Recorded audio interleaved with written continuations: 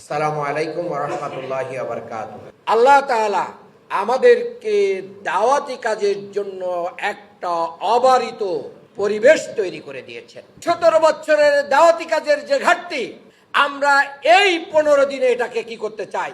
ইনশাআল্লাহ এটা আমরা করতে চাই। এই জন্য কাউকে আমরা বাদ দেব না। নামাজ পড়তে গেলে ডাইনে ধারে সালাম দিয়ে যাকে দেখবো আর বামে যাকে দেখবো, নামাজে সালাম দুই দিকে ফেরানোর পরে ওনাদেরকেও কি করব? নামাজে ঢুকবো, যার সাথে হাঁটবো, মসজিদে যাইতে যাইতে তাকেও দাওয়াত দেবো, যার সাথে বেরোবো তাকেও দাওয়াত দেবো, সবজি আলাকে দেবো, কাপড় লন্ডি করব তার কাছে দিব, সাবান কিনবো মুদি দোকান তাকেও দাওয়াত দিব। না দেবেন না?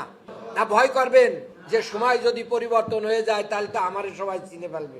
এই ভয় আছে নাকি? ভয় আল্লাহকে করেন, আর কাউকে ভয় করা জায়েজ নাই।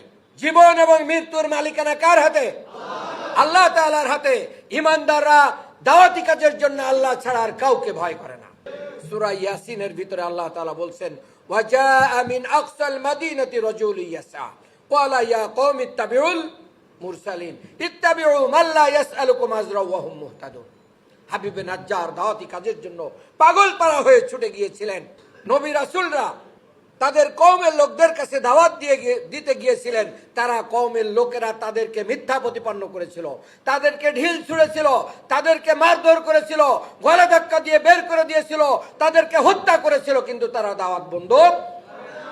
আমাদের নবী মুহাম্মদুর রাসূলুল্লাহ সাল্লাল্লাহু আলাইহি সাল্লাম মক্কায় দাওয়াতি কাজের পরিবেশ না পেয়ে রক্তাক্ত হয়ে চলে গিয়েছিলেন দাওয়াতি কাজের জন্য তায়েফে। তায়েফের লোকেরা ভালো আচরণ করেছিল? করে নাই। কি করেছিল? এত বেশি খারাপ আচরণ করেছিল। তায়েফের লোকেরা এত রক্তাক্ত করেছিল, রক্ত বেয়ে রাসূল সাল্লাল্লাহু আলাইহি সাল্লামের পায়ের জুতার ভিতরে ওই জুতার ভিতরে রক্ত জমাট বেঁধে পা জুতার সাথে আটকে গিয়েছিল।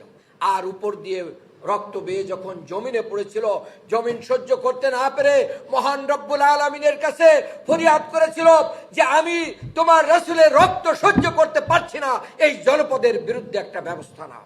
পাহাড়ের ফেরেশতারা এসে সেদিন আল্লাহ রাসূল সাল্লাল্লাহু আলাইহি সাল্লামকে বলেছিলেন, ইয়া রাসূলুল্লাহ সাল্লাল্লাহু আলাইহি সাল্লাম, আপনি পারমিশন দিন, আপনি অনুমতি প্রার্থনা করছি, আপনি আল্লাহকে বলুন, আল্লাহ যদি আমাদের কি করেন, আমাদেরকে যদি নির্দেশ দেন, তাহলে আমরা দুইটি পাহাড় একত্রিত হয়ে তায়েফের সমস্ত লোককে আমরা ধ্বংস করে দিব।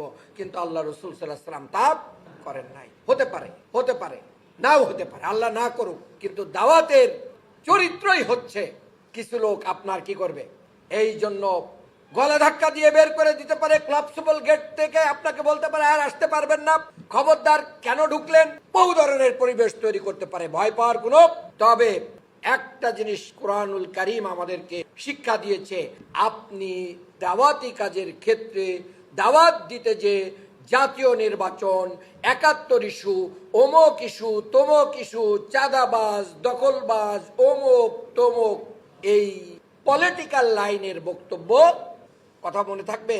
কিসের দাওয়াত দিবেন? আনিবুদুল্লাহ ওয়াস্তানিবুত তাগুত। তাগুতের ব্যাখ্যা হয়ে গেলে আর কোনো কিছু লাগবে না।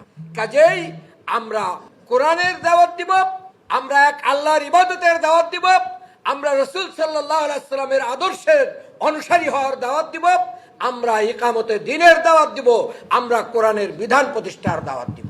মনে থাকবে?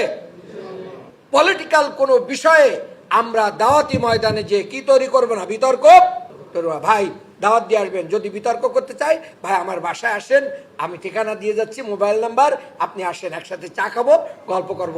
এখন যেটা নিয়ে এসেছি এটা শুনেন, মনে থাকবে। আমাদের কিছু মাথা গরম লোক আছে, তারা কিন্তু কাউকে দাওয়াত দিতে যে আবার দোসর বানাই ফেলেন না।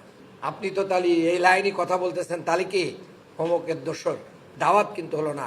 আর যদি দাওয়াত দিতে যে কেউ আপনার উপরে জুলুম করে, অত্যাচার করে, নির্যাতন করে, আর আপনি যদি সবর করেন, তাহলে আল্লাহ তাআলার বক্তব্য হচ্ছে, আল্লাহর যারা আপনার প্রাণের শত্রু, জানের শত্রু, তারাও ওয়ালিয়ুন হামিম, অন্তরঙ্গ বন্ধুতে পরিণত হবে ইনশাআল্লাহ। আমরা দাওয়াতি চরিত্র নিয়ে এই গণসংযোগ অভিযান পালন করব। আর সেই সাথে আমরা ন্যায় এবং ইনসাফ প্রতিষ্ঠার জন্য, ইকামতে দ্বীন প্রতিষ্ঠার জন্য, কোরআনের বিধান প্রতিষ্ঠার জন্য আমাদের ঢাকা ৮ আসনের গণমানুষের নেতা ডক্টর অ্যাডভোকেট হেলাল ভাইয়ের নামটাও সবার বলেন ঢুকাই দিবেন, পরিচয়টা, প্রাথমিক ইনফরমেশনটা এই সাথে। তাহলে রমনার কোনো মানুষ ব্যক্তিগতভাবে যেন বলতে না পারে যে আমরা হেলাল সাহেবের নাম কোনোদিন, এটা নিশ্চিত করা যাবে ইনশাআল্লাহ। ইনশাআল্লাহ আমাদের ময়দানকে দাওয়াতের উপযোগী করে গড়ে তুলে নবী রাসূলদের চরিত্র ধারণ করে অত্যন্ত সাহসিকতা ধৈর্যের সাথে, দুইটা শব্দ বলেছি, কি কি? সাহসিকতার সাথে আর ধৈর্যের সাথে যদি আমরা এই দাওয়াত দিতে পারি, এই ময়দান 15 দিন পরে ইনশাআল্লাহ আমাদের পক্ষেই কথা বলবে ইনশাআল্লাহ। ইতিমধ্যেই আল্লাহ তাআলা মানুষের অন্তরকে আমাদের পক্ষে অনেক নরম করে দিয়েছেন।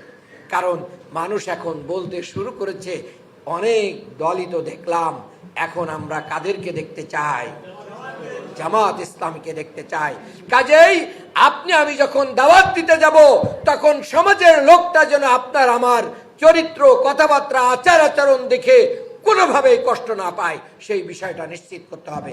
আল্লাহ তাআলা আমি সহ আমাদের সবাইকে আমল করার তৌফিক দিন। আমা তৌফিক ইল্লা বিল্লাহ। আসসালামু আলাইকুম ওয়া রাহমাতুল্লাহি তাআলা ওয়া বারাকাতুহু।